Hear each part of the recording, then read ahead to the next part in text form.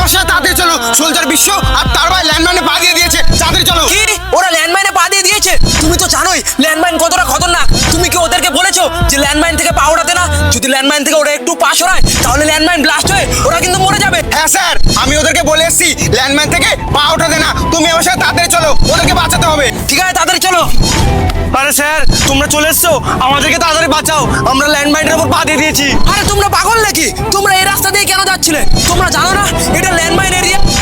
আরে স্যার, আমার দাদা আমাকে এই রাস্তা দিয়ে স্কুলে দিয়ে আসছিল, ভুল করে আমরা ল্যান্ডমাইনে পা দিয়ে দিই, আর আমরা জানতাম না এটা ল্যান্ডমাইন এরিয়া। কিন্তু সোলজার, তোমার ভাই হয়তো জানে না এটা ল্যান্ডমাইন এরিয়া, তাই বলে তুমি ওকে জানো না যে এটা ল্যান্ডমাইন এরিয়া?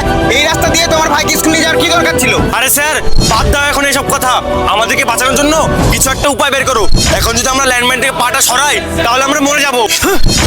আরে স্যার, ওই দিক থেকে অনেকগুলো আতঙ্কবাদী আসছে, তাদের কিছু একটা উপায় বের করো ওদেরকে বাঁচানোর, নাহলে আতঙ্কবাদীগুলো আমাদের মেরে ফেলবে, ওরাও ল্যান্ডমাইনে মরে যাবে। আরে সোলজার, তাড়াতাড়ি চলো, এখন আমাদেরকে একটা রিস্ক নিতেই হবে, না হলে সবকিছু শেষ হয়ে যাবে। চলো। হ্যাঁ